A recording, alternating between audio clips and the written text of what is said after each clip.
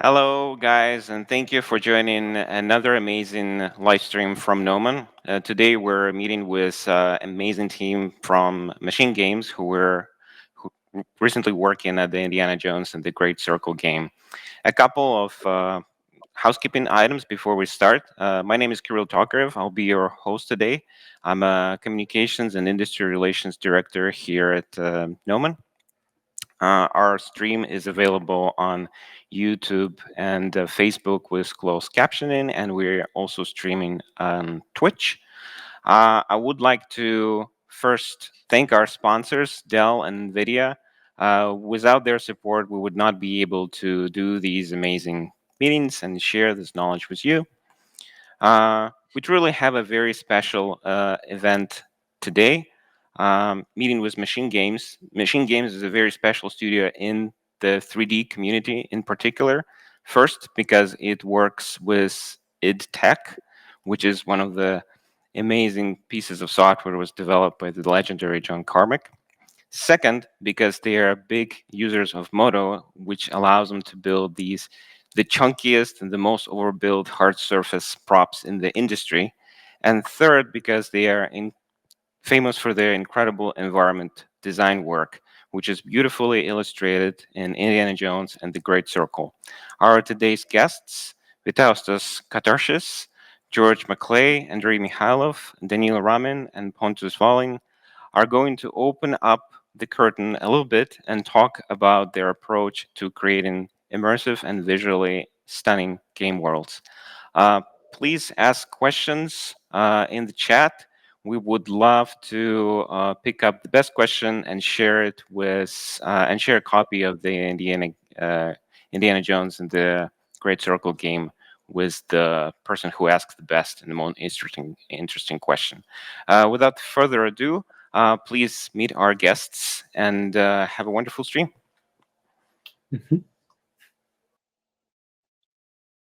Nice intro. You can take it.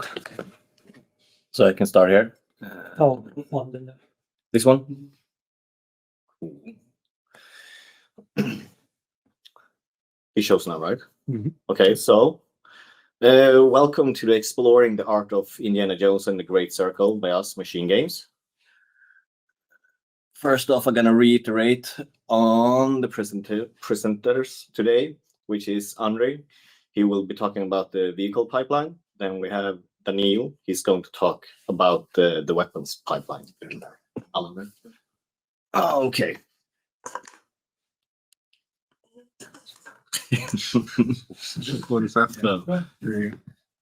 So we have George. He's going to talk about how to integrate the photogrammetry workflow into sculpting.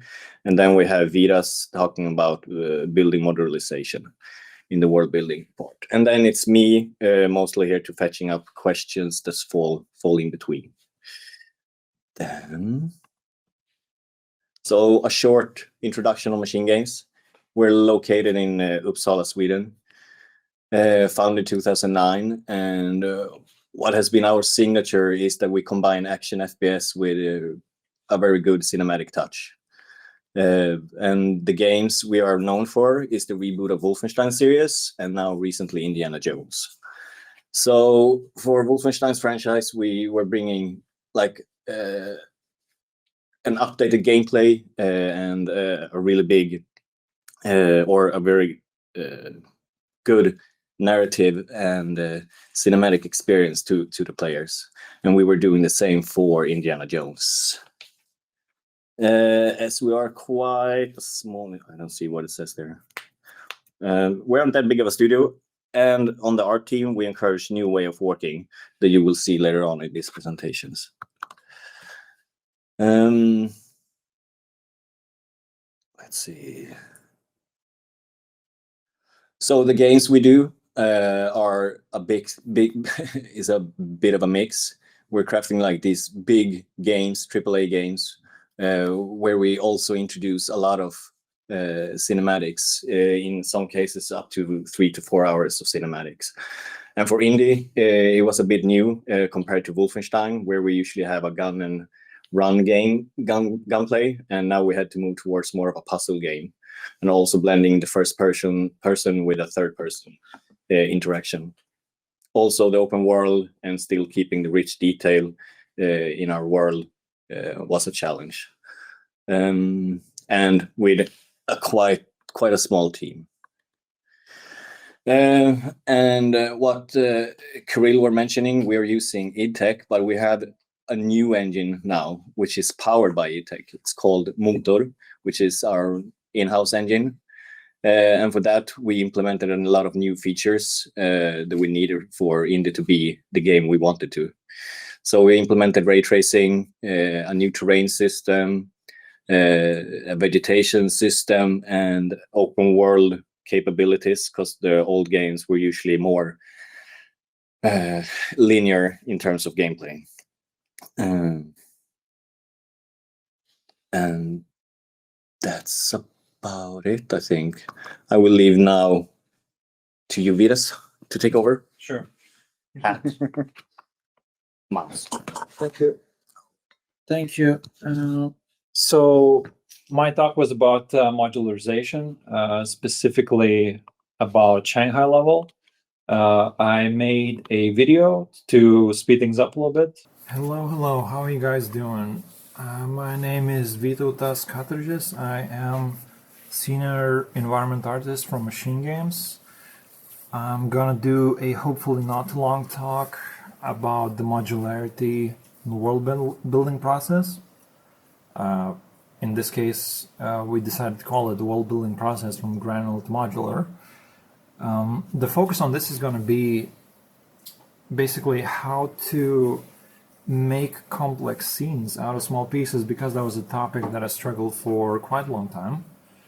I would say I still do. I still struggle with that, but it's much clearer. It's much more achievable. So yeah, like early on in my career, that was something that was very muddy, very unclear. So hopefully, with the experience that I had through the years, I can explain some of this to our GNOME students. Okay, this is a bit too early, but I can quickly show a couple of screenshots from the game. So what you see right now is basically all modular. The destruction, the base buildings, all the props, everything, it has not been simulated, pre-computed, anything like that. It's been modules that have been assembled by hand. Basically like stuff like this. As you can kind of see, like there's your good old trims, your good old tileable textures, props, dressing. Damage is still being treated very, very modular fashion, and I'll try to quickly go through it, how we tackle this kind of stuff.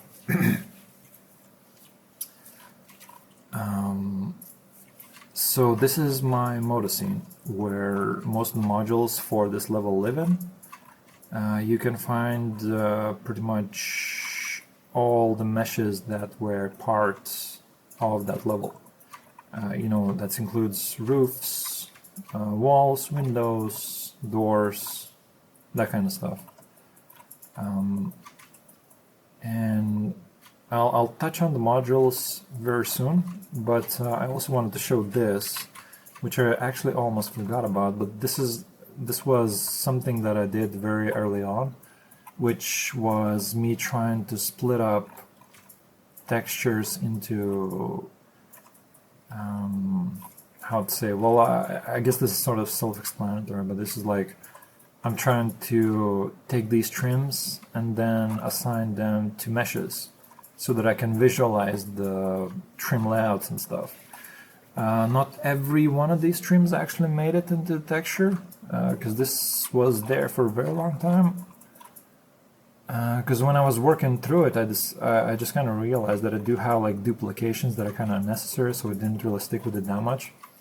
But the cool thing, I guess, maybe that you can read through this is that not all of this is like completely straight tiling trims, but I do have some add-ons, like for example these guys. They actually look different in the shipped game, but this is just like the earliest iteration. We have stuff like this. I mean, this is technically still block out, but I'm trying to split these guys into parts that I would then bake down. or like these guys, where they would act separately. They wouldn't be part of the same sort of texture. They would interact with it the same way that a regular tallable would, but you would still texture and treat it as like its own separate split thing. So that was like a quick thing, or fairly quick thing that I did at the earliest, at the very early time when we just started working on this level. But I can also then show some of the finished textures and how they actually look in Modo and in Painter. So this might look like kind of complex, kind of messy, but this is kind of split up like this just for baking. There's like no reason to do this like this other than just baking, because I want to have some spacing and whatnot, and I didn't really reassemble them into like some kind of nicer way, just because in my head this works, so I just kind of went with it. So these are like baked add-ons, for example. These guys just, for example, snap to these pillars and they form the bottom part, right? Then there's something on top of the pillar, like this guy. And then this guy, for example, I think would connect to, let's say, this part. So you have something like this where, you know, this part kind of connects with this guy, and then you have some kind of module, like pretty much right there already, like something is happening, right? Then you could do something like this where I have this add-on again, where I want to have like just a little bit more of connection here. So this guy would act like that. So you have like this part, right? So you can see like the texture values are like gradually transitioning from one to another, and not only the texture values but also the geometry. Like it's not just the hard cuts, but they are like slowly going from one value to another. That's something really important to explore. The gradual transitions from one value to another, both in texture and geometry. Now I need to do this thing where I need to recalculate normals just very quickly. It's a Modo/MachineGames thing. But you see, like, I'm just doing like this very quick process where I'm just copy pasting already done pieces, and they're sort of like trying to, or they already like achieving something there. So yeah, like let's say I drag this guy down, and it's like, yeah, something is already happening, right? Like I'm gradually making something that would basically be a wall module eventually. So this is, I believe, like this guy, I believe, is 3 different textures, 3 different trim sets with their own baked add-ons for different parts, different purposes, different sizes. For example, these guys were super important for roof pieces, connecting roof pieces to floor pieces, basically. I can maybe find like a good module to show that off. Yeah, like something like this, right? So like, let's say if I didn't have these, I would just have like a fairly boring looking just transition where like it's 90-degree kind of cut. But with these guys, like you have these support parts that actually were quite important for Chinese architecture back in the day, but they also kind of look cool. So it's like, yeah, I just included that as part of the trim sheet. They were done very quickly. The texturing honestly was quite bare bones, because everything kind of needed to be done very quickly. But they still serve purpose. They still kind of look cool. I can show it off, you know, how it looks in the engine as well. So everything you see in here is pretty much done out of these small pieces that you see right here in Modo. So all of these guys, right, like all of these parts are their own modules. So this is essentially one mesh that I can just drag in Asset Browser inside our editor, and I can just combine them into bigger buildings. And that's kind of how it works in here. So everything in here is made out of these smaller modules, like everything you see. There's no big assemblies, no pre-computed like large buildings or anything like that. Everything is made out of these small parts. But like, if you can see like this guy, if I selected it, it selects like the whole building or part of the building. what that is a prefab. And basically what prefab is just like it's an object that combines multiple meshes together. So right now I opened that prefab, and this is where those meshes from Modo live in. So let's see. So these are like flat walls. So these are probably like maybe like one of these guys or something, or maybe one of these, or I can't recall. Maybe one of these. But the way they are assembled here, just like just one simple mesh connecting to another mesh that has like elements that kind of complement one another. You know, like I have like a beam in here, and I have a roof piece that has like a similar kind of beam that follows the same kind of shape. I have like these outwards pointing pillars that support the rest of the structure, and like different modules kind of connect together. You have this thing which might look a bit weird, but it's actually roughly how architecture back in the day was assembled. Because I don't know if that looks weird to you or not, but it looks a little bit weird to me. But I'm like, it's how it is. It kind of works for me for making game assets. So I'm like, yeah, sure, let's keep doing that. And it's also easy to make variations in case I want to change things around. Like I can quickly swap these assets with something else. I'm doing like a keybind sort of control where I'm just going between different assets in the asset browser and stuff. And I can quickly just swap in between them. So these guys like different sizes and stuff, so they don't snap exactly. But this is something that is so useful whenever we have the modular workflow. And yeah, so this thing that you see, it's pretty much how most of the level is assembled in general.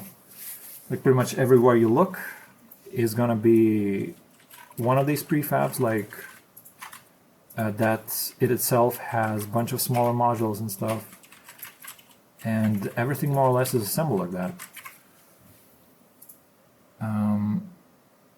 Yeah, so this is roughly how it works, right? Like I have a few of these pictures where I try to break down where the trims go, where the towables go, where the add-ons are.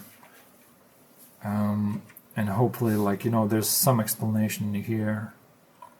So for example, like these doors have like all these split elements just because I wanted to have like different damaged versions of them. So it looks a little bit complex, but honestly, as long as you can break down like a few rectangles and assemble them afterwards, like it's gonna be all good. So this is the same in here where like these wall pieces, you know, they do have quite a lot of detail, but honestly, like once you look at the trims, they're quite simple, right? I have these roof tiles that are baked down into this shape. So basically this is one continuous mesh that's been baked down. But I also have like split roof tiles, just in case I wanna like fill in some holes, add some extra damage or something like that. And same thing in here where like I have these trims that are just baked down in these fairly simple shapes. But they all kind of work together. They all complement each other with similar texture values, with similar albedo values. If they don't, you can then try to blend them together with extra vertex painting. For example, like these gray patches is vertex painting. These, what would you call them? Ornaments, I guess. These are geodecals. There's one geodecal set that, you know, adds this extra detail, like this cool sort of, I don't know what you would call them, like paintings, not paintings, fresco details. That was something that was quite common back then in the more fancy Chinese architecture. And similar ideas apply to roof parts as well. So these were all made straight, basically. Like these guys were all baked down straight. These were all assembled as straight meshes. You then assemble them into bigger parts and then you bend them afterwards. And this is roughly how we were working with everything else. Like every mesh is made in more or less similar vein. So it does look a little bit daunting, but when you look at it, like every building is its own sort of island that lives in its own way. But every building can be broken down into much smaller elements, and each individual element is much easier to achieve, much easier to make. So that's the whole idea of taking something complex and breaking it down gradually to elements that you can much more easily make and create. And this is more or less how the whole level has been assembled. It's been made from a bunch of fairly simple, uncomplex pieces, where they have been combined into these interesting shapes, interesting configurations. There has been a level of dressing on top to blend in between different surfaces. A lot of decal work, a lot of vertex painting to merge things together. But in reality, at the core of all of this is something very simple. And it's more or less this. More or less very simple meshes that are just then combined into more complex parts. And all you need to kind of see is basically these guys. I mean, that's all that there is. Like some wooden beams that have interesting details, some wooden trims that connect together in between them, have some interesting color values, that have some shape, that can support different textures. So the roof tiles work with them well, the floors work with them, you know, the rubble integrates well. It's that kind of stuff. So just like as a quick recap, I'll just go through this, I guess, again, because I think this is quite important. So it's best to start by identifying the most interesting and repeating elements and making them function within your trim sheet and textures. That's probably the most important first step. Identify something interesting, something that's repeating, and try to make your environment out of that. Explore architecture early on. The first things that we did was, the architectural layouts, and they were super important. It looked something like this. So this was how the level looked like in its early stages. So this is the pass that I made. It was very important to get the feeling for the different trims, different aspects of the architecture, like for example these walls, and then after that you can try breaking them down into textures and big down elements. This is how the level looked at the very beginning. This is the level designer pass. I had to redo it to look more like this, but that was super important to do it quickly and early on. Iteration, you gotta do it early and hopefully do it fast, because the more time you spend on it, or the more time passes, the more difficult it will be to do it afterwards. And you need to connect elements together. There's a lot of stuff going on here, right? But everything is kind of connected together. That's ultimately what matters. Is like, you can have things that don't work so well by themselves, but if they connect together in an interesting way, then you have an environment that still works. So it's like all this, like all these buildings, all these street meshes and stuff, they all connected very nicely via debris, via the damage pass, by the decals and everything.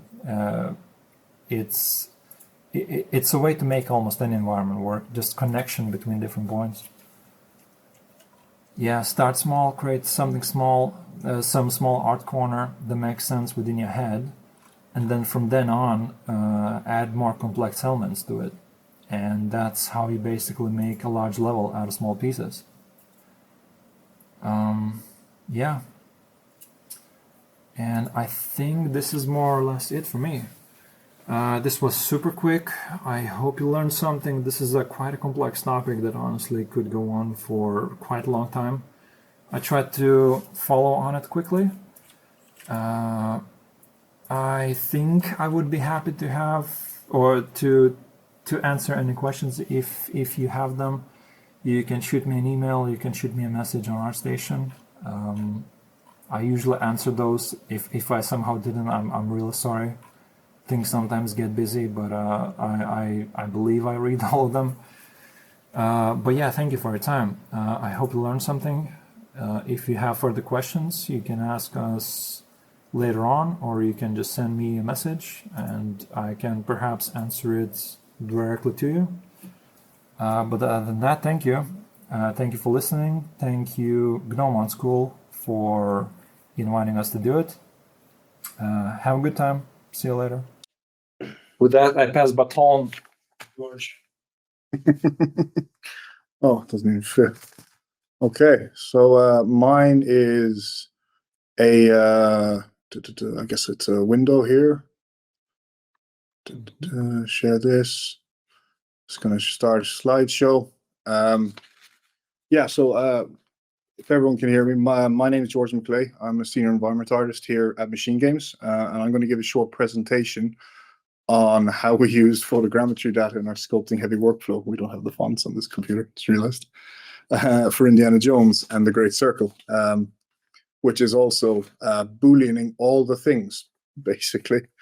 So this presentation is going to be a bit of a step-by-step guide, making and using Booleans in ZBrush. I'll try and give you a quick understanding as to why we started to use this workflow, and it kind of became pretty integral to some of our daily work over the course of the project and kind of beyond. Now we're still using it going forward. Most of this info does come from an awesome video that Vytautas found, which is 7 years old at this point. It's like a hidden gem, and we've just updated the workflow to suit our needs. And you know, ZBrush has kind of been modernized a little bit in the interim, so we've updated to work there. I'll put that link at the end so you guys can, you know, go over this, you know, see more Boolean fun after all of this, and it probably goes into it in better detail than me, and it's probably a bit more coherent. So anyway, we're going to get into it. The reasons that we decided to use this workflow, it's a different game, and it calls for a different approach. It's a very different game to what MachineGames has traditionally made in the past. Instead of a lot of crazy hard surface designs and alternate history brutalism, we have real world locations like it isn't just not updating. It's not full screen. Not full screen over there, sorry. How do I do that? Can we change? If I show present view and everyone else see that? No, it just streams the window. It just streams the window. Okay. So give me 1 second and Share full screen. Hmm? Try share full Oh, screen yeah. instead of window. I'm just going to try and share full screen because it's we've just seen that it doesn't actually work. So I'm just going to go back entire screen like that. Hide the price. Hide that, please. Private chat, entire screen. Let's try that again. And now we're going to go back and see from current slide and see if that updates now for everybody. Giving it 3, 2, 1. It's not going to update at all. It needs a bit more time. Okay. But I think it's good. Okay, so I'll just keep on talking. Yeah, it's going to by step intro. There we go. Oh, yeah. We are full screen. Yay. Okay. So get into it. Sorry, reasons for using this workflow. It's a different game. It's a very different game to what MachineGames has made in the past. Instead of a lot of crazy hard surface designs and alternate history brutalism, we now have real world locations like the Vatican Acropolis, the jungles of Egypt and the deserts of Egypt and the jungles of Thailand. And instead of a lot of tighter controlled environments for the most part, we now have large open-ended spaces. Instead of primarily metal and concrete environments, we now have ruins, rock, foliage, wood, so on, and a lot of it. But we have kept our first-person view and our love for crazy scale and detail, meaning that all that nature, the ruins, that scale, it's all available for you to walk up point blank and to be put under some scrutiny. So yeah, that presented in itself some issues that we needed to address. A huge amount of custom assets needed to be created.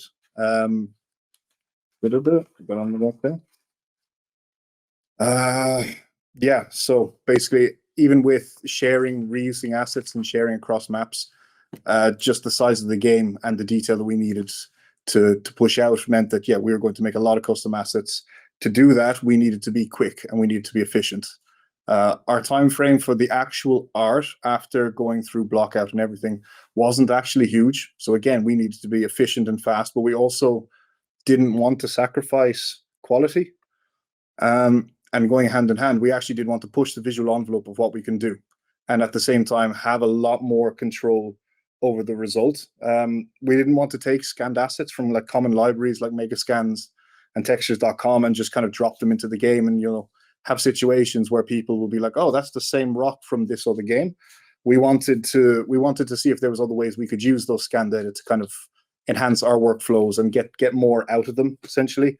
And we wanted, like I said, to have full control over the end result. We had a bit of experience with this workflow before, but wanted to experiment and see what we could do, try new things. And I think in the end, our teams kind of managed to achieve all these points and more. So the process is, I'm going to start going over the process and what we'll get out of it in the end. And then we'll make a cutter in slides. And then after that, we'll use it in kind of like a live demo. So you can actually see the workflow in ZBrush and see how quick and easy it is to create some seriously detailed scopes, be it rock or wood, anything like that. So first of all, we're going to make Boolean cutters that can be used in ZBrush. These can be from, you know, extracted from pre-existing 3D objects or displaced height maps. We're going to then use ZBrush's live Boolean feature to non-destructively create some edge damage and surface interest using the cutters we made. And after that, it's important, we need to get polygroups from the Boolean process, and we're going to use those later for masks in Painter and in our engine motor to drive some multi-layered materials. And yeah, we're also going to have some fun experimenting with shapes and the variety that we can do. And sorry about the text. It's I don't think I have the correct font installed on the computer, but we're going to go into it now. So we'll start by finding an object we think has interesting features, and this includes surface types and variations and some variety of depth, which we might think will translate well into interesting Boolean features, cutting features. So for this, I think if people can see my mouse cursor, which is good, I see a lot of surface variation and detail and layering, which I kind of think would be cool to impart onto the models that I'm going to be sculpting. And there's also like a lot of interesting shapes. And you'll see in the future, or when we do this, the way these kind of translate into cutting for primarily edgeware, stuff like that. It's not an exact science. There's a lot of trial and error. This one seems to work particularly well for me. This is from Megascans. So, and we have our own cutters from our own scans that we did as well. But for this example, I'm going to use this. We'll then mask out a rectangle. It doesn't have to be a rectangle, but I've done that. We'll mask and split a section of it that it contains, you know, a fair amount of these features, a lot of the variety that we kind of want. As I said, the shape doesn't need to be rectangular. And if you can't get all the interesting areas into one cutting shape, just make more. You can make as many as you want from whatever meshes or textures you're using. Very quickly then, we're going to mask the borders. We extrude them forward in the same direction that the surface is facing, which is important. Sometimes actually scaling them out wider helps in the next step. And then in modified topology, you close holes, you make the mesh a sealed mesh because the Booleans will not work with an open mesh. And then the final step, which is all very quick, is under the display properties, you click flip. And that will basically flip all the normals on the mesh, which means now we have basically an inverted surface. So when you start cutting this into another surface, it will impart all of this detail. You'll see in the live demo we'll do. If we don't flip it, they'll appear inverted when we actually cut it into our target meshes. It might be a bit confusing at first, but after doing it a couple of times, you kind of get you get the gist of it. So now we have a Boolean cutter set up and ready to go. I'm just going to mute this. So this is going to be just a live video. I hope the quality is okay. And it's going to be me just taking a piece of this module from start to finish. And, we'll go through the whole process and you can see how quick and easy it is to make something. This high poly is part of the Nephilim architecture kit that I was charged with kind of helping and developing. So we're just going to take a little bit, start to finish, and give you guys a fair idea of what we're going to do. So first of all, the piece I'm going to work on, it's been subdivided pretty high. And I like to do that for this workflow because I like to start by dragging out surface detail, so some height maps. And I do that primarily to get an idea of where I want to focus my attention. If there's any surface details or features that I want to actually accent or accentuate going forward. So I'm probably going to pull out a couple of these now. It's just a basic displacement brush with the texture set to surface. I'm pretty sure it's just a mega scanned height map. So we'll pull some of these out until I'm kind of happy with the shapes and the direction we're going, which I guess I'll get to pretty soon, knowing me. There we go. That looks a bit better. So now that's done, what I like to do is I like to knock back some of the surface details. It might look nice in ZBrush, but in reality, we kind of don't want all of that noise for when we're baking, because we make up that detail in Engine with tiling detail maps, normal maps. So trim smooth border just on a lower intensity, and I'll just tap back some of the higher frequency, high stuff. And if you press Alt, you can fill in from the depth as well. So you kind of just flatten out the surface. You keep some of the mid shapes and you keep a lot of the large shapes. So I'm happy enough with that, it seems. So what we're going to do now is we're going to move into the actual Boolean section. So you can see on the right-hand side in the subtools, we have the subtool called Demo. I'm going to create a new folder. You don't need to name it. I'm just going to call it Boolean for the sake of the demo. It's going to be the object you want to cut into is at the top of the stack. You're going to tick the arrow for the starting and then the cutter underneath. You can see here it is pretty much the exact cutter we've just made in the previous steps. And this is one of my favorite cutters that we've used on the project. I think I'm basically saying, oh, wow, look at all the surface detail that I'm now going to cut into this rock, knowing me. So what we're going to do is the cutter, anytime soon now, I'm going to move it into place and just intersect it with the target mesh. And what I'm going to use here, what I think I'm going to try and go for is some edge detail. I don't think we need any more surface details, but I want to really quickly smash up some of these edges, give us some really interesting detail. So I pull it into the layer stack underneath the Boolean object.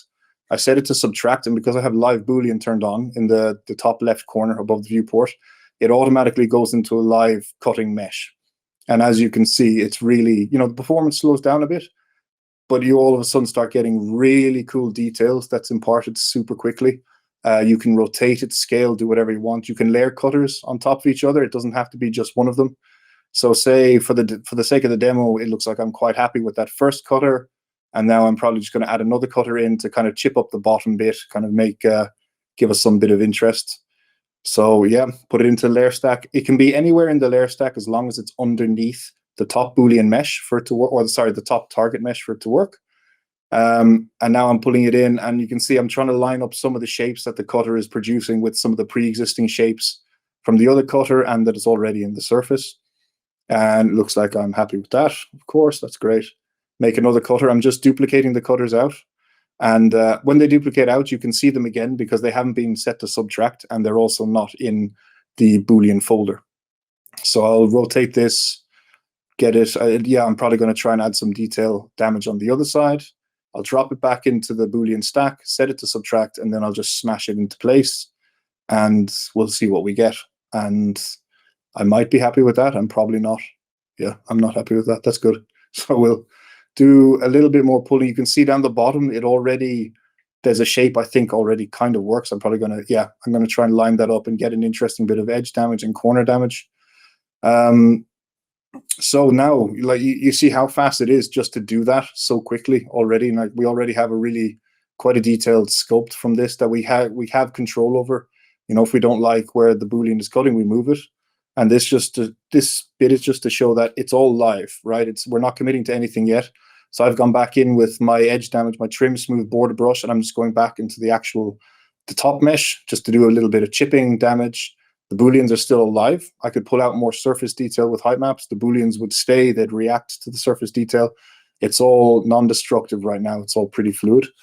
But I've got a feeling I'm going to be happy with that. So we'll go to the settings icon in the folder, and we'll click Boolean folder. And once this is done, it's going to take some time remeshing. I'll probably pause the video. But it's basically, once it's finished, this is the super cool bit. I might even pause the video so I can make sure I get that in. Once it's done, it creates the resulting mesh that is the result of all of these cutters on this. It drops that outside of the folder underneath, and it keeps the folder. which makes this an incredibly non-destructive workflow, especially for ZBrush, which is destructive in a lot of ways. So this means now, if I'm not happy with that resulting mesh I've just made, I can just delete it, and I can go back into the folder structure, the stack above, and I can move more booleans around. I can do more colors, add more meshes, take away some meshes, do more sculpting, and then run boolean again. And you're not forced to be committed to something. It's a pretty dynamic workflow. I think that's probably what I'm talking about now.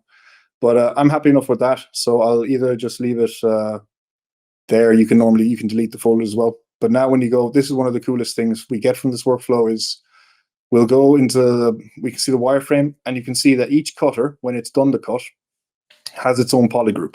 And that is super useful going forward for texturing, because it means we automatically have damage masks that we can use with smart materials going forward. And we'll show a quick example of that later.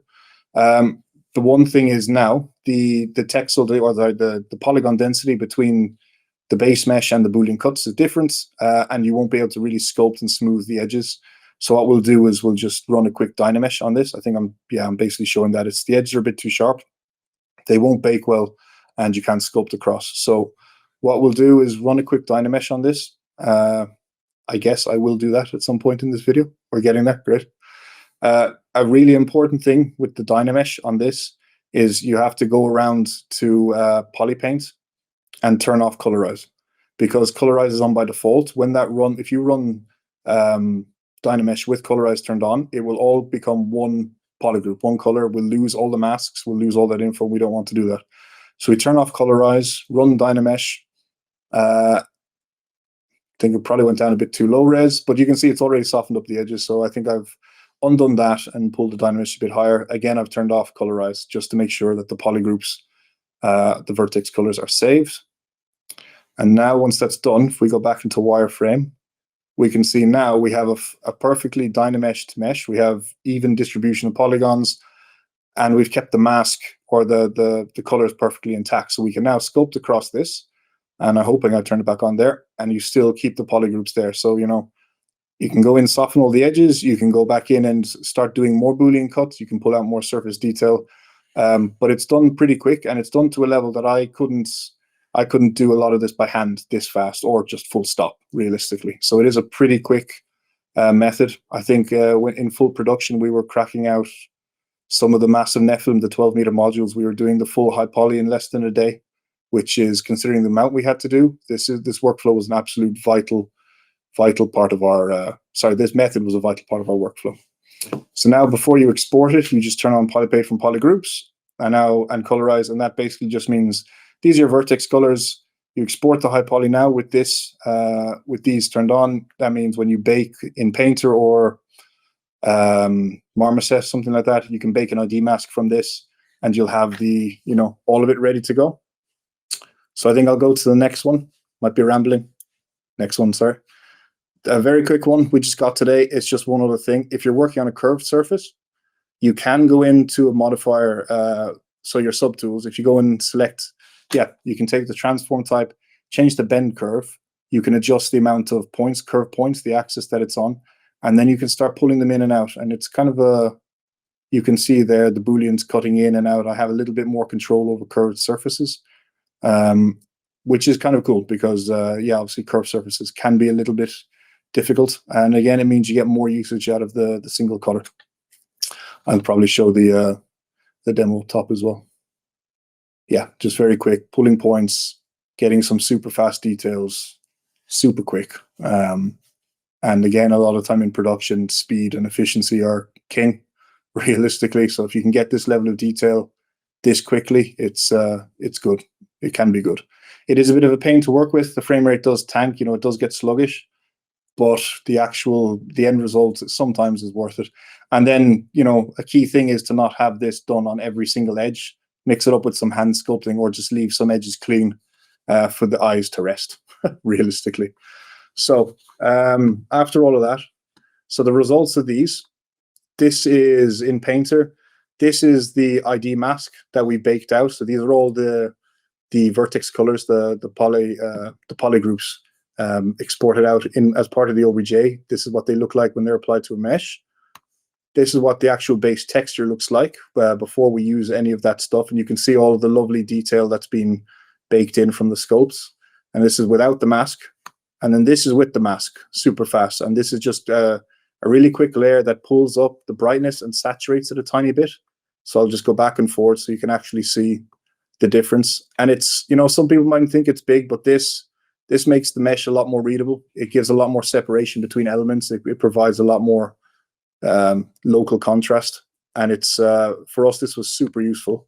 And then the next step is this, which looks weird, but this is, it's kind of like a really quick, dirty version of our mask. So in the engine, because these meshes are huge, these modules are all massive, we can't just bake them one-to-one. We just won't have the texture budget and the texel density. It's just not, it's not possible. So what we would do is each one of these modules has 2 materials on them. And each material is a normal map, a gloss map, and a diffuse map. So we use spec gloss in our engine, so diffuse map. And over those, in motor, we then tile materials. I won't go really into the details of, we have mid-range materials that tile, and then a fine detail materials that tile.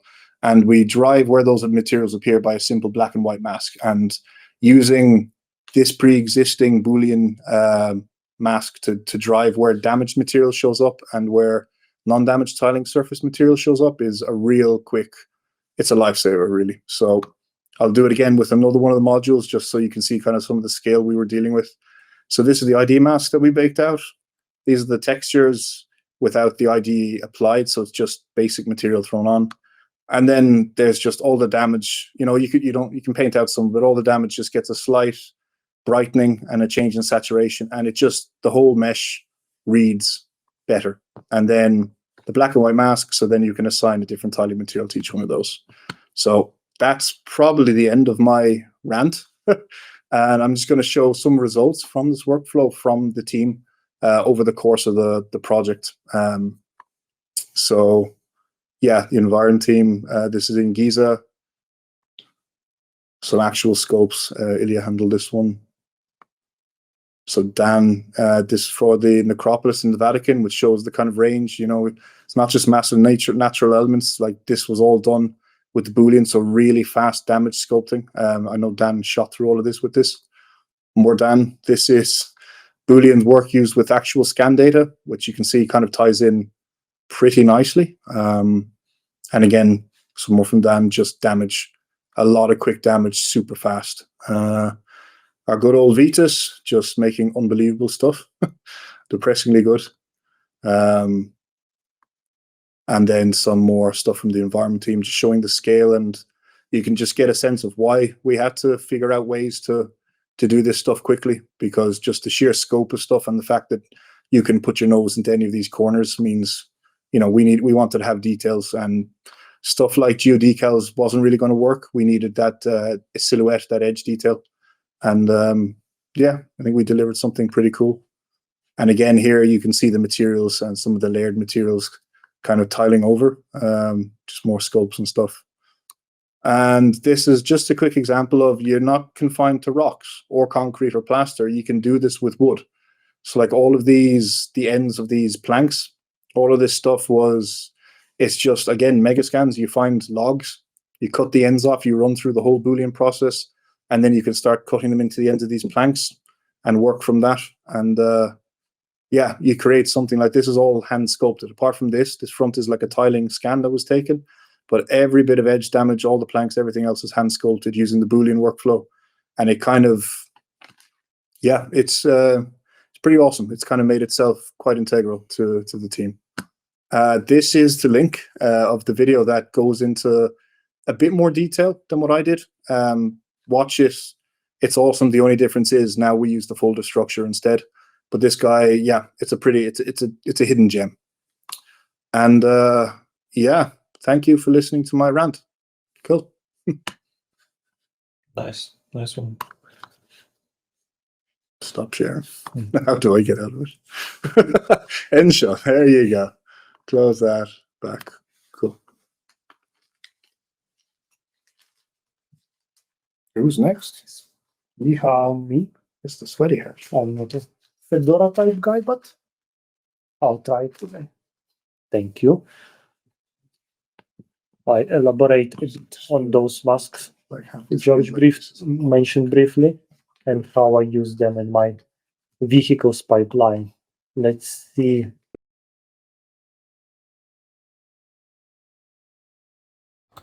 Hey, my name is Andrii Mykhailov and I worked here at the MachineGames as a senior 3D artist on the Indiana Jones project. For the duration of this project I was mostly responsible for all the vehicles, and since we have a relatively small 3D team, I did the majority of them. From the beginning of this project, we aim to have a very strong next-gen visuals, and texel density obviously expected to be quite high. In the end, we went with 1024 pixels per meter. And the higher texel density goes, the more textures you need. Simply speaking, higher texel density you have, the more textures you need to cover an area of the same size. I'll show you simple visualization in Blender and we then proceed. We are in Blender. I have Indy here to use him as a size reference as he's 2 meters plane, and since we have 124 texel density, it takes exactly 224 texture, and 4 meters plane takes exactly 4K texture. Compare it with the size of different vehicles. Here's a motorcycle. It could be fit in 2K, but most likely 2x4. This average size car can be fit in 4K. Next, we can go to something larger, like this bulldozer, for example. And as you see, it's very big, will take several 4K textures at least. And we can go to something bigger even. It is loading. Here's locomotive, and obviously it will take multiple textures, so just simply throwing 4K textures into the problem not gonna solve us anything. In this case we need to use some approaches that environment artists use, like tiles, trims, decals, and yeah, we still can use some traditional texturing for small parts. Let's start with trims. They're pretty simple, used in environments all the time. Could be used on some blocky vehicles like you see here in combination with decals and some baked parts. I did this whole bus with a single trim and only baked small parts and reused the wheels. And then with changing albedo, I did these two buses with the same trim sheet. For simpler shapes, they're quite good as you see, but not universal. Difficult to use them on some complex shape. And also you cannot control the texturing with them. Only way to add some details on texture is to put decals on top, or either use vertex painting. So for the most assets I use tiled textures combined with streams and baked parts and decals. You can blend tiled decals with vertex painting, but it requires quite dense mesh. For example, you won't be able to do crisp details like these leaks I show you now. Imagine how much subdivision I should add to accommodate just for the details.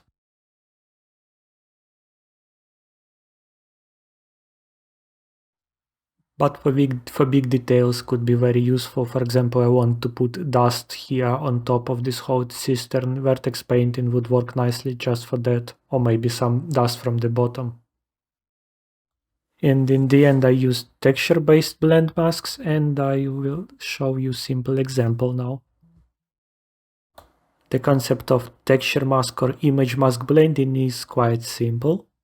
I'll show you. It is a simple RGB, or in this case black and white image, where each of the colors used as a mask by shader to apply different texture tile. In this case I use simple black and white mask.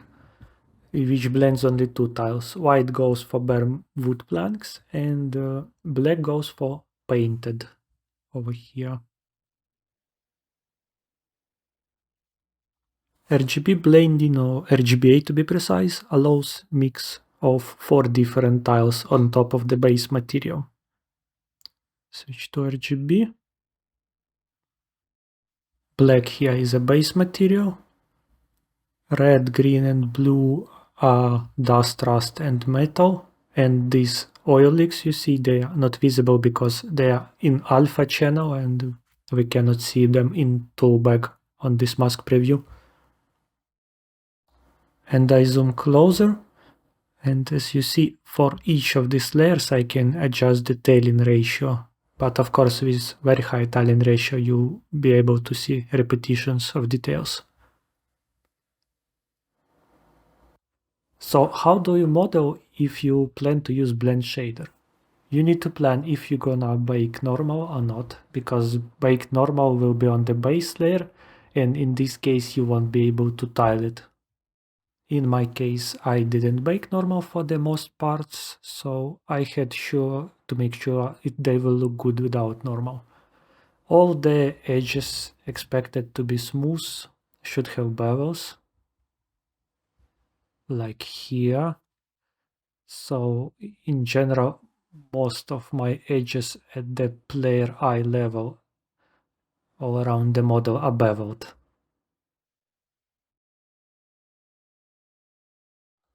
Next, you need to adjust vertex normals on the mesh so shading looks good even without normal. Here, because of the bevels, shading needs to be adjusted. For this, usually you can go to modifiers and add the weighted normal modifiers, and in most cases it gives me quite good result.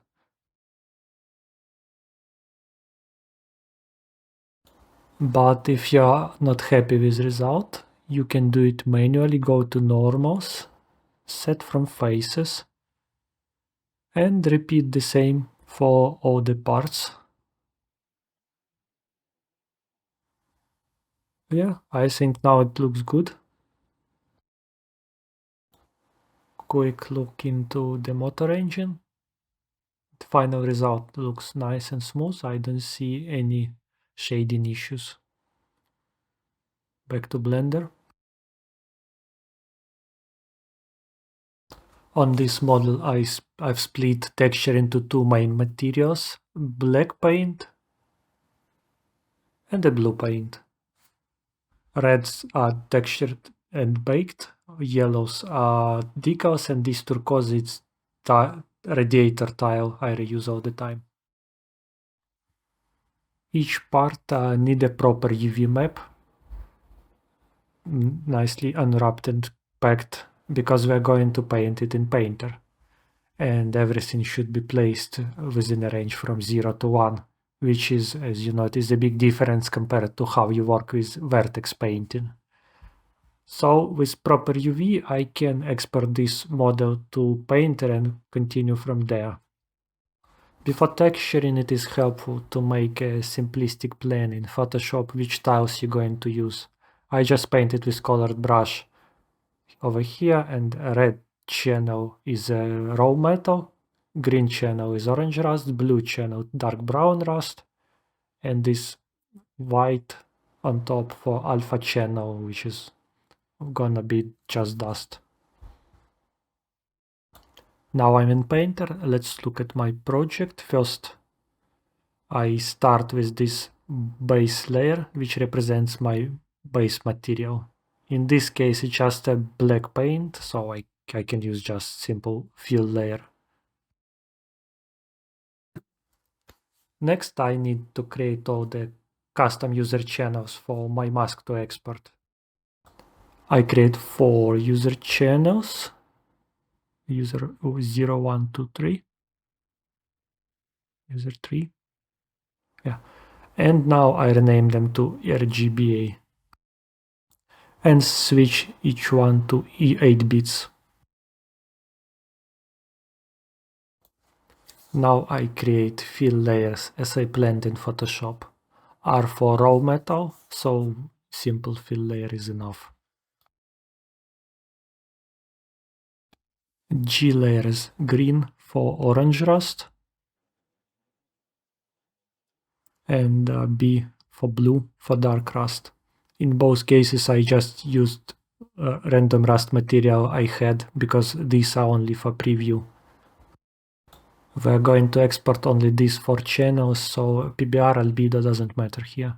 And again, for alpha I use some dirt dust fill layer. Next I add anchors to each of these layers, so I can use them in folders later, and if I want to change something I can replace all the instances in one place. And I don't need them to be visible, so it's safe to hide them. Time to paint masks. I worked with folders like this. This one I named R, but better give it some better description like R raw metal. Give me a sec. In this folder I create a base layer with anchor which points to this R fill layer. And as I said, it's nice to have it like this, because this way I can change it if needed. And this R fill layer just adds value of 1 to the channel, so this folder can contribute to the mask. And now I can paint my masks in this folder mask stack. I started with just hand painted mask, then I added some overlay to break these edges, then some metal edge damage, just generator, and I removed some of it. This way I painted the raw metal mask, and since I had that fill layer named R with value of 1 in R custom channel, now I have this mask in a custom channel, which I'm going to export later. I continue working the same way. Green folder for orange rust. Loading a bit, yeah. Blue folder for brown rust. And several folders for alpha channel, because I didn't want to have huge layer stack in single folder mask. In this case, first folder is for the cavity dust, like this. Second folder adds some bottom to top gradient dust, and that third folder is some just top dust. And we look into the mask. It looks like this. We can switch it off on. Quick look through all the channels.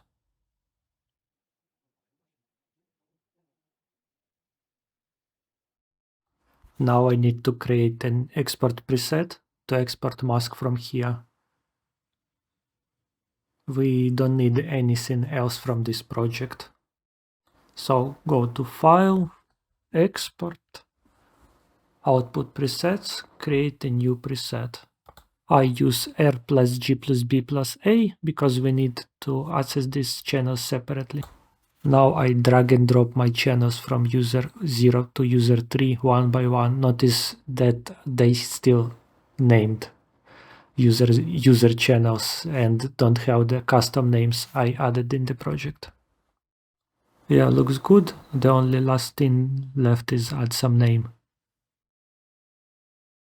I've opened exported mask in Photoshop just to show you. We can click through individual channels. Here's metal, rust, and the dust in the alpha channel. So in the end, your mask should look something like this. Now we are in our motor engine. This is static model viewer. And here to the left, I docked a material editor. We look into this black painted part I exported from Painter. First I select base material. And then the mask we exported, which is called layer blend mask. And then at the bottom I select tiles I plan to blend top to bottom. Important thing now that I can adjust tiling ratio for each of these layers. First, as I start with the base layer. It has two sliders over here, and then there are 4 columns for these 4 layers on the top. Even more, for each of these materials, I can adjust individually each of their textured channels in these columns. This dust layer have opacity 0.5 now. I switch it to 1. Can switch it to 2 if I want really bright. Get back to 1. For example, I want very strong normals, I can get to 5. Or I can want to change the specular scale. Okay, I need to get that normal back, like this. Next, I can adjust blending smoothness for each layer. At a value 0.5, it looks roughly as I exported from Painter. If I like this.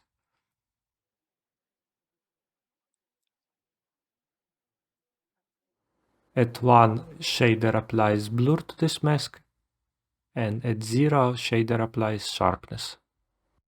Feels a bit too much, I switch it back to something like 0.6. I can change anything I want in this material and then save it as a copy, so then artists on the world editor can apply it on the individual model. And I'll use the blue painted material over here as an example.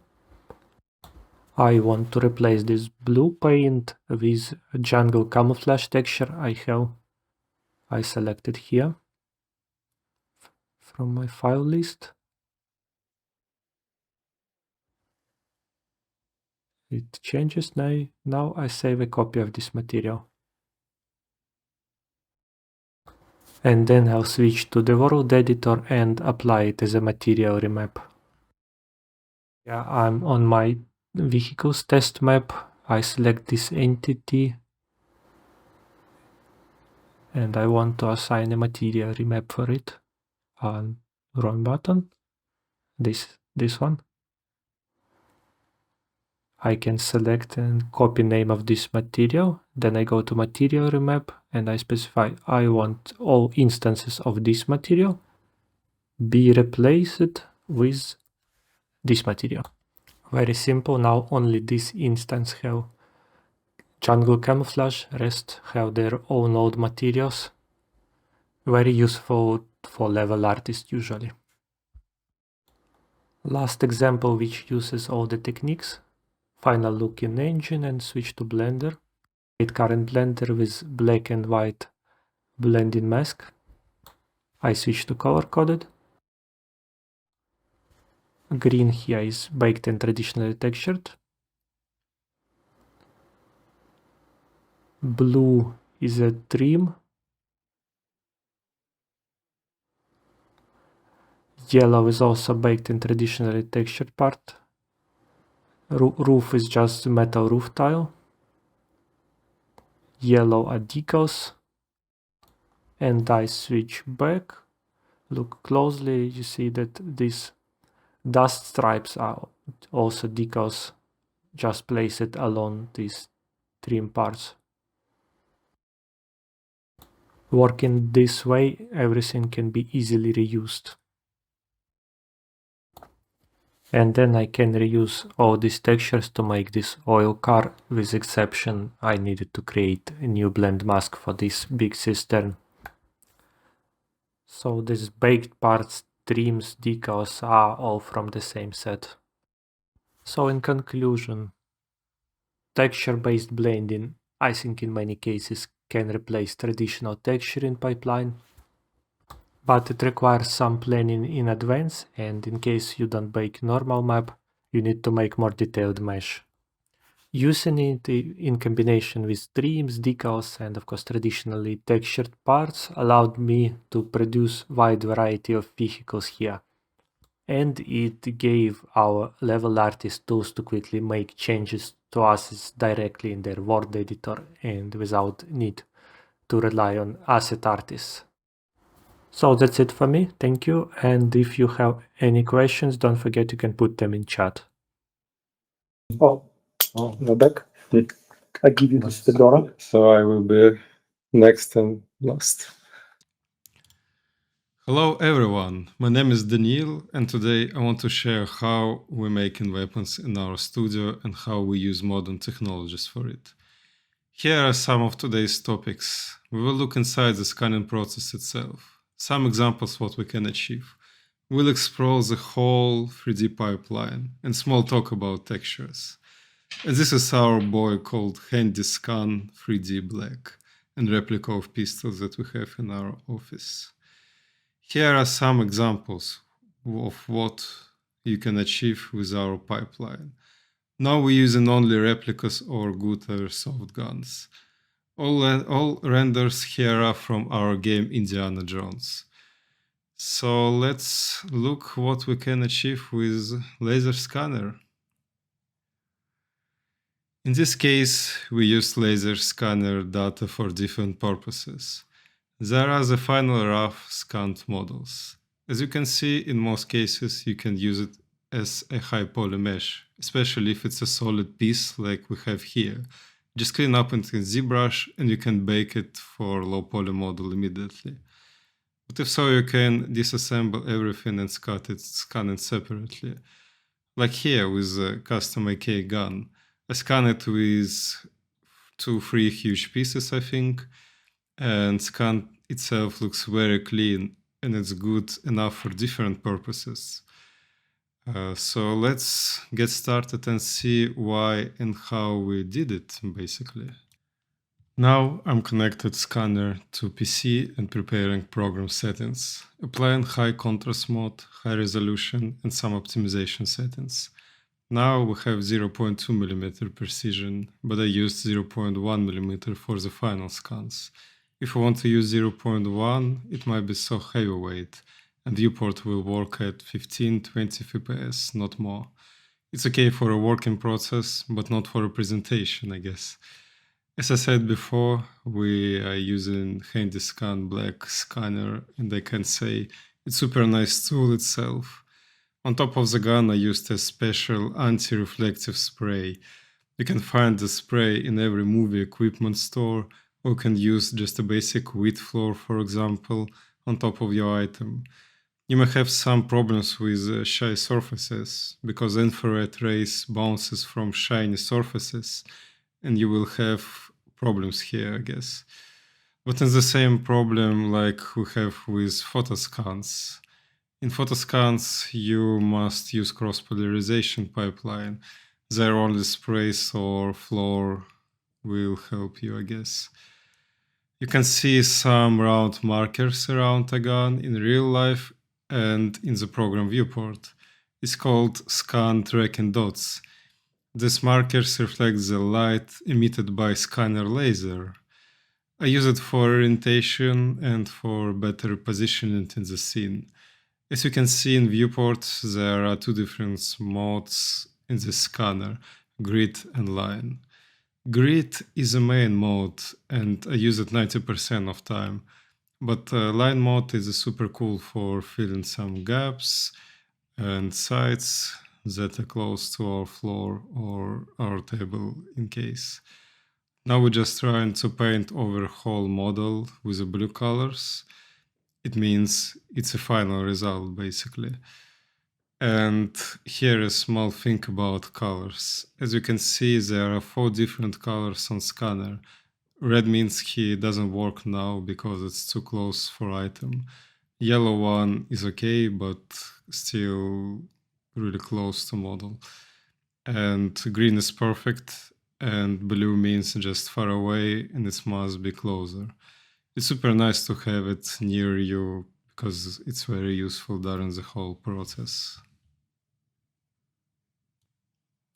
Now we're finished with our first side, and after we're done with scanning, we can do some first cleanup moves. We can delete background, it's a table in our case, and some gold dust and noises around model. Now we can choose all connected meshes, then invert it and delete those golden noises. So now, first side of the scan really done. Now we must flip our model in real life. We must try to hold all pieces in their place and all tracking dots. Process for second part is the same, but with one thing: you should try to scan information from sides as much as you can. We will need those sides after all for better alignment of two pieces. After we are done with two parts of gun, we can stitch them together. There are a couple of ways to align meshes. I use best fit and manual fit in most cases.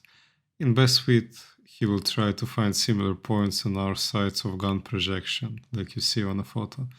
In manual, you will do it by trackers, like in video production, where you need to track something with some locators or trackers. In our case, the best fit works really well because we have enough information on all sides. Stitching is not perfect, but it's only 0.2 millimeter of precise. With 0.1, it must be better 100%. After it, we can merge our scan and finalize it. Cool thing about it, he will try to merge all points and delete unnecessary things around the model. Now we can set it to VX model. It's a section inside whole program for some manipulations with geometry, so it's very good for cleanup in our models. There are a lot of different functions, but again, we need this mesh for proxy and references, so I'm doing only auto cleanup function. You can see that all problems are highlighted now, and we can fix it basically. After it, he will delete all spikes, self-intersections, narrow trees, and more. I can say it's some main issues in this gun right now. And we need to close all holes. As you can see, there are a couple of different modes for how he will close it.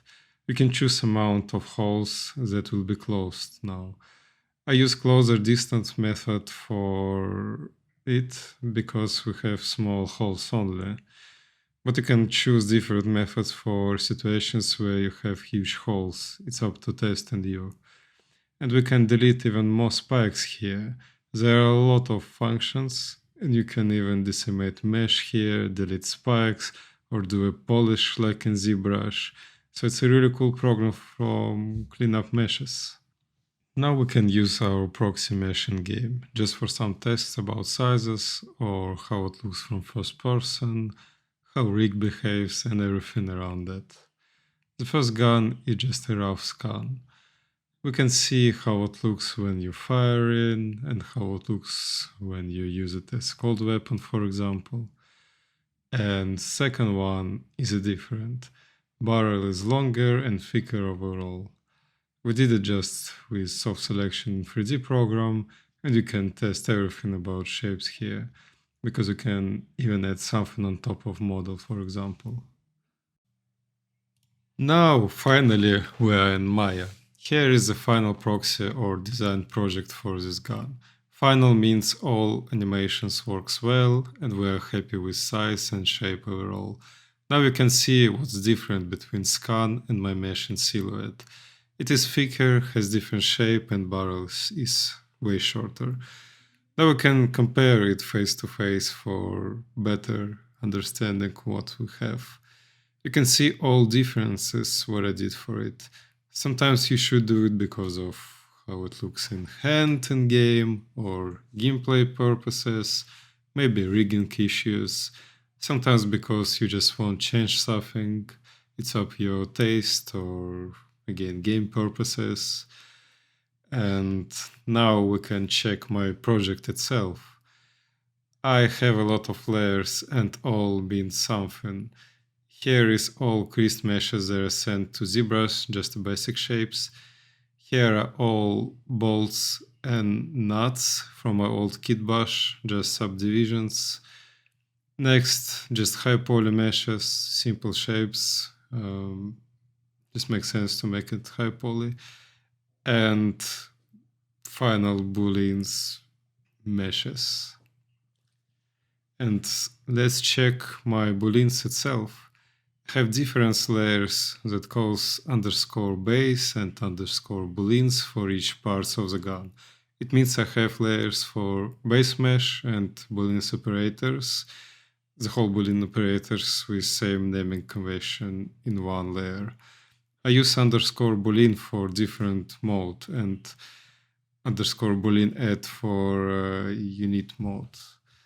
It will help us next in ZBrush because weapons contains a lot of parts and it will be complicated to understand what you should subtract or unite on in ZBrush. Now we can prepare our meshes for ZBrush.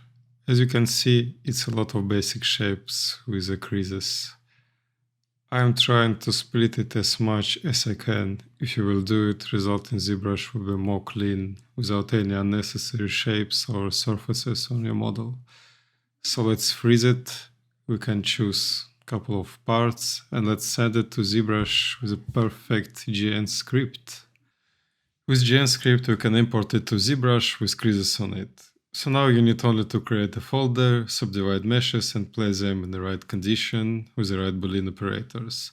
So naming is a very important thing, as I said before.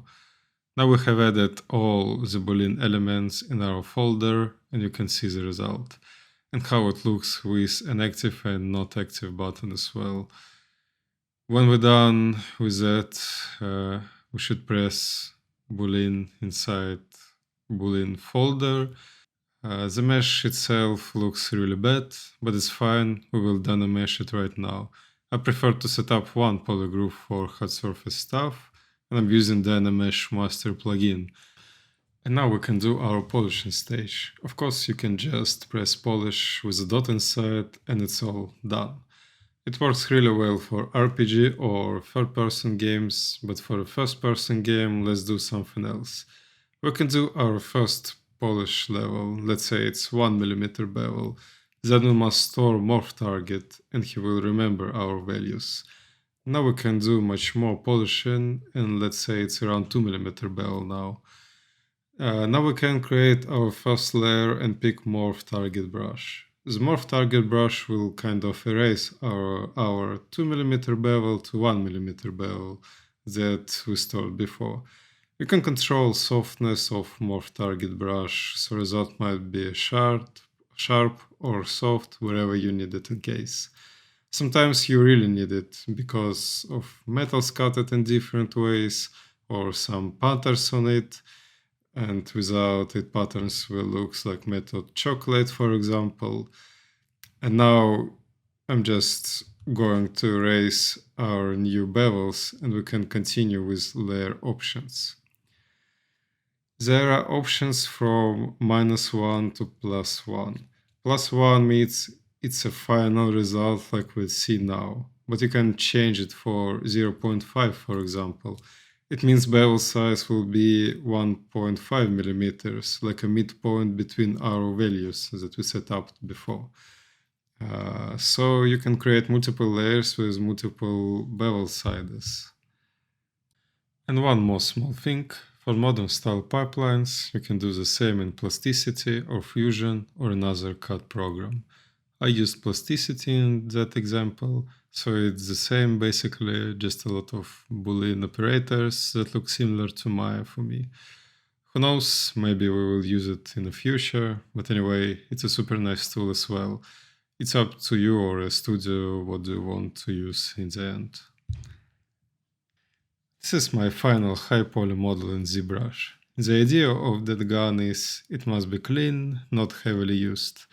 I just did a small amount of dents around the frame, small edge wear in some specific zones that were much than others, and some dents around knurl pattern for some diversity, I can say. In the end, I think it looks really neat and clean. It's heavyweight in polygons, of course, but you can spend some time and make decimated mesh and export it as FBX, so he will keep smooth mesh for you and you can easily bake it in Marmoset or wherever. Here with the barrel example, we can see different between sizes of bevels, so I use different layers for it, like we discovered before.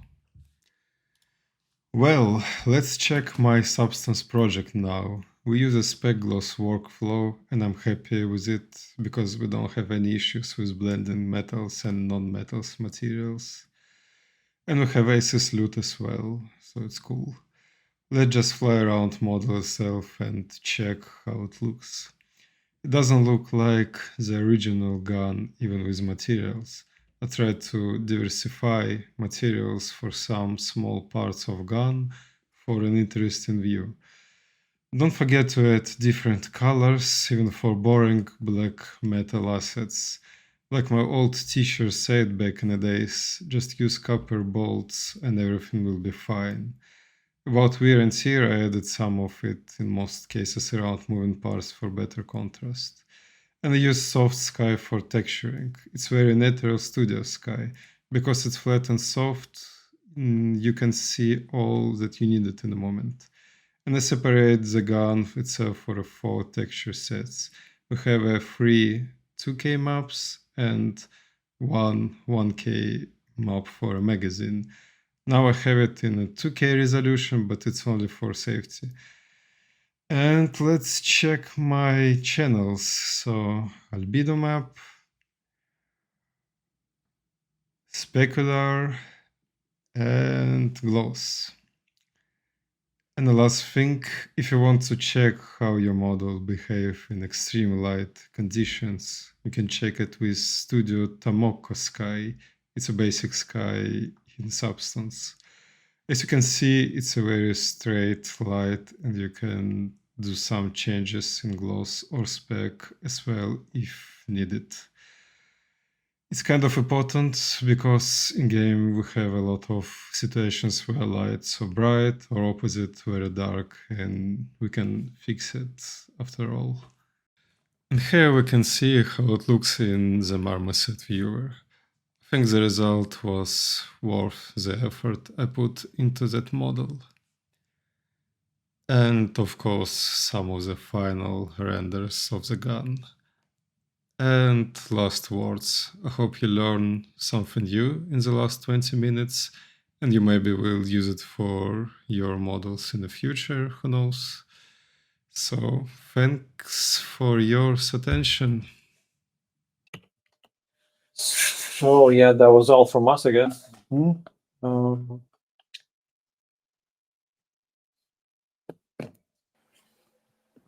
Hey guys, thanks so much for doing this. We have a bunch of questions, and I want to address the first one.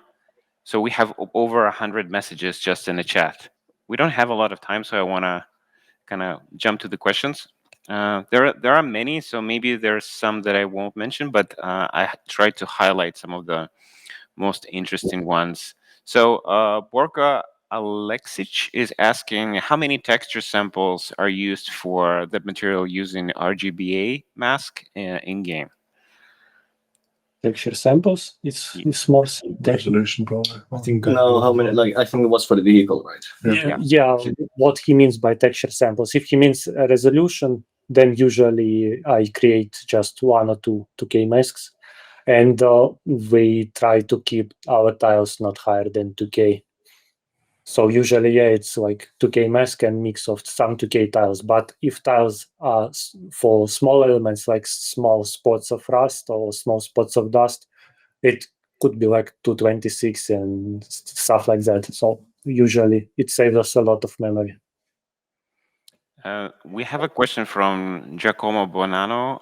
How much time did you spend in trying to figure out the pre-production for figuring out the pipeline for Indiana Jones? Maybe you relied on the pipeline you already had for the Wolfenstein titles, or did you made some changes? Can you talk a little bit about that?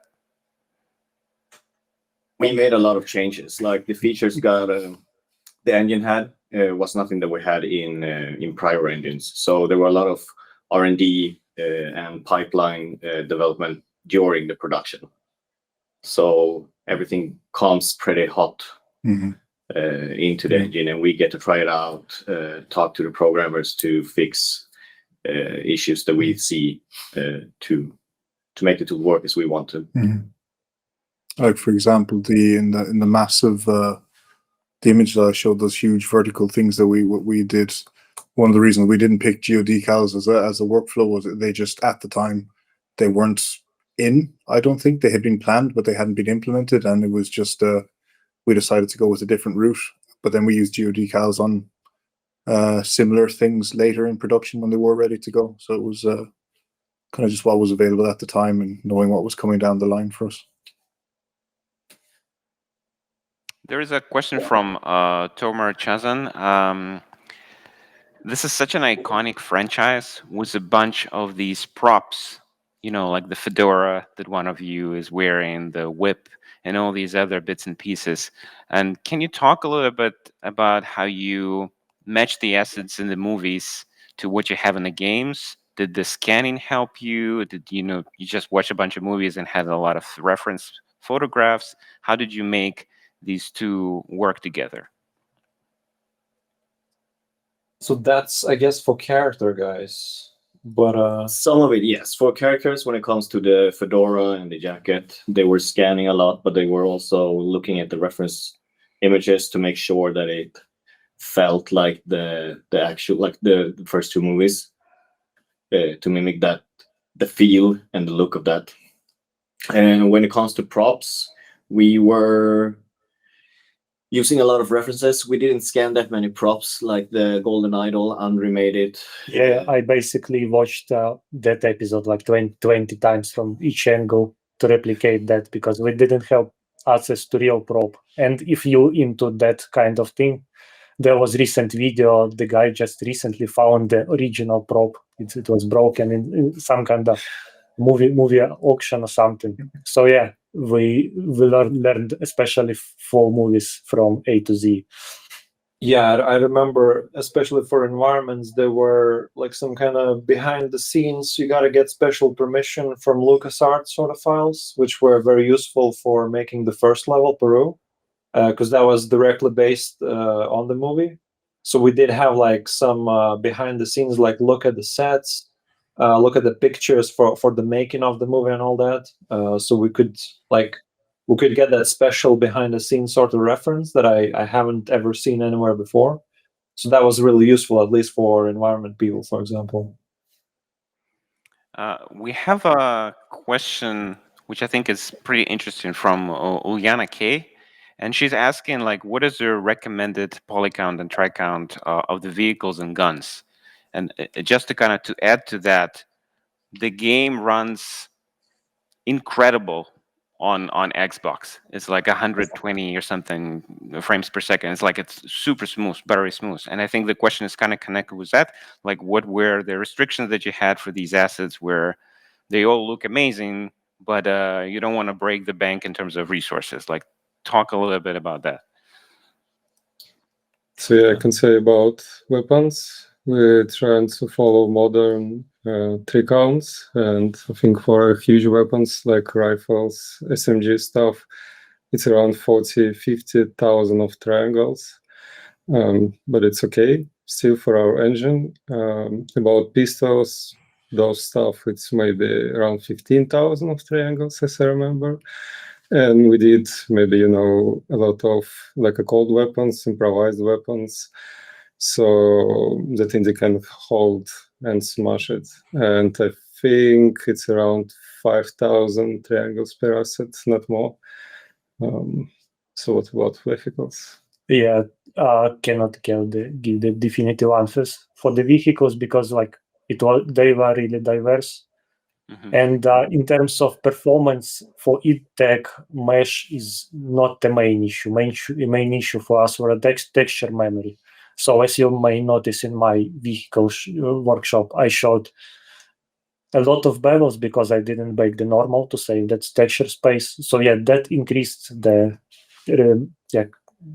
mesh density a bit. But in general, as you noticed about performance, EdTech performs really well, complex meshes, complex scene, large amount of geometry. So here it's poly count, not that big issue. Of course, you need to use all your experience and like current gen pipeline, but main issue was amount of texture memory we had to keep in mind. Yeah, of course, we optimize our models. We haven't got nanite things or something similar, so it's optimized. At the same time, on the environment side of things, there's been times when we've turned on wireframe mode and the screen has gone nearly solid white, so that the engine it eats polygons. Like it's pretty incredible. Yeah, like we constantly would get an answer usually during optimization that poly count, at least for us for ITAC for motor right now, it's not really the crutch because of how it renders the polygons. We could usually go really super high, like way more that we would intend to. But if you're talking about other engines, then you have to like think about it cohesively. Like, what are your limitations? What are you shipping on, and so forth. The main thing optimization-wise for us was we have the real-time GI that's running, right? So combining that with poly count was probably the biggest crutch. Because without ray tracing, we could go like, I don't know, we could have like basically sculpts laying on the ground and it would mostly fine. But with ray tracing running on 60 FPS on Xbox S, that's a different kind of story.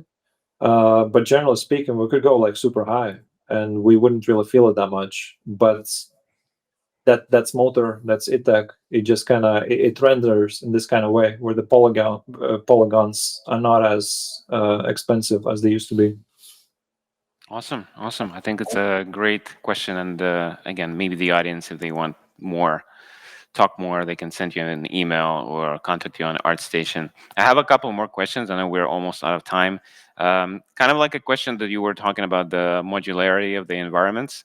All the environments in the game look amazing. I mean, you haven't shown some of them, but there's also like Vatican, which is outstanding, and many others. And the question is from Santiago Ferrero, and he's asking, like, how early in the process do you start thinking in modular terms for the environments? Is this something that you plan from kind of the concept stage, or does it kind of organically evolve as the blockouts start? Talk us a little bit through that process.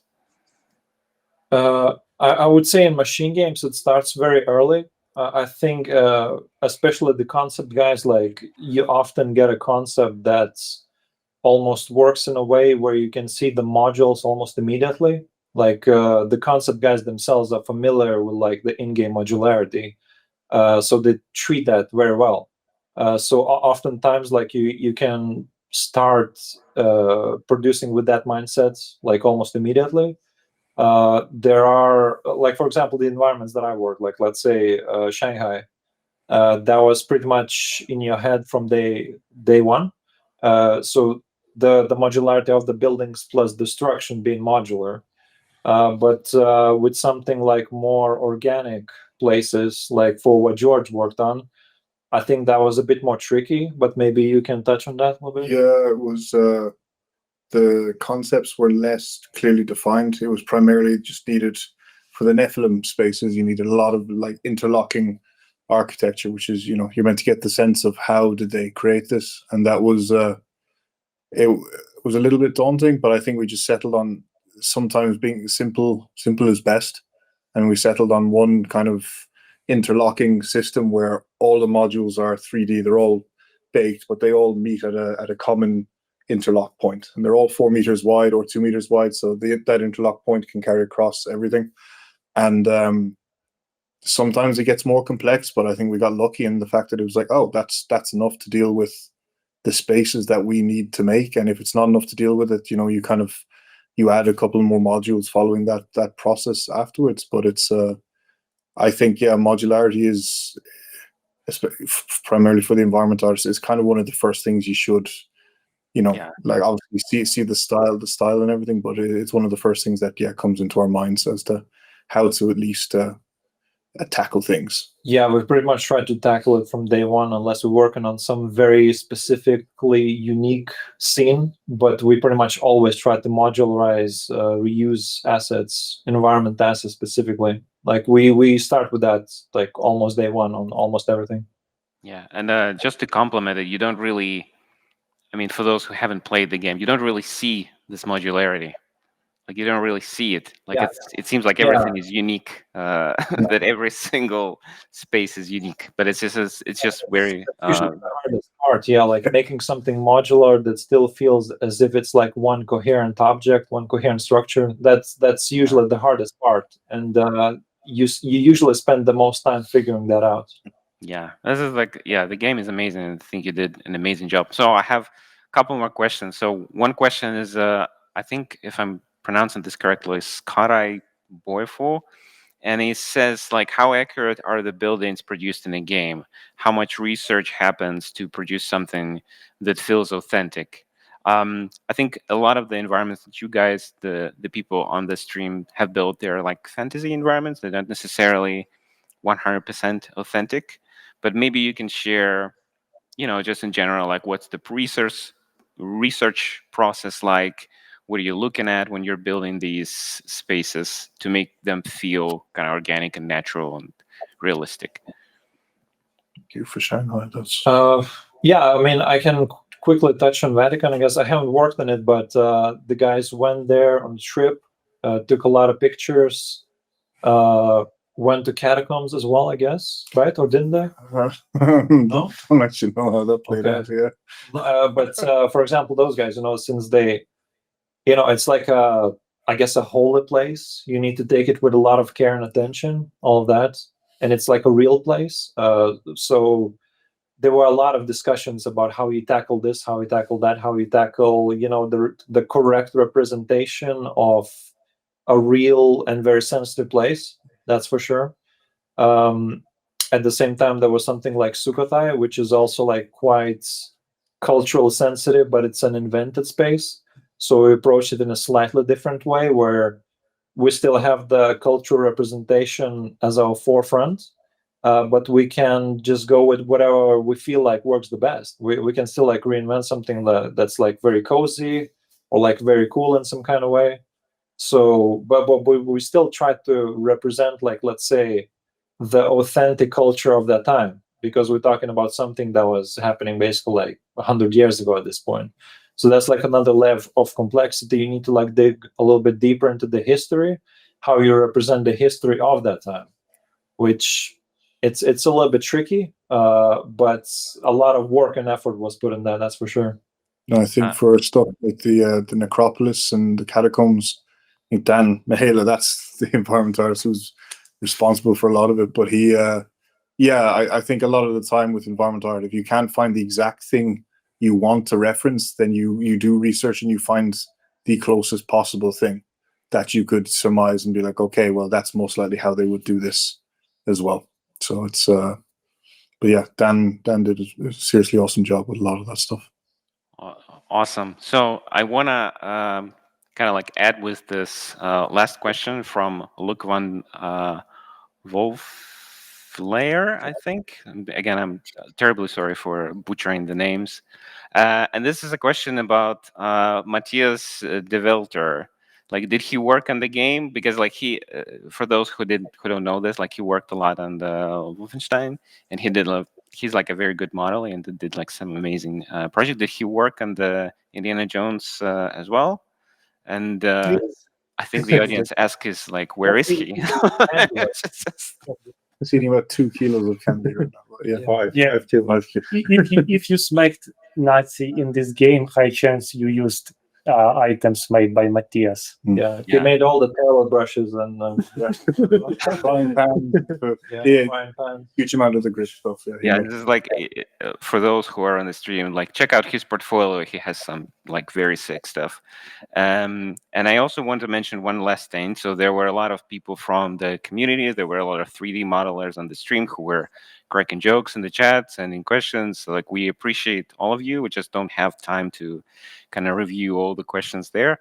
So I guess the final combination of the stream is like, which question do you like best? Like, if you have looked at the chat or maybe the questions that I've mentioned here, who gets the copy of the game?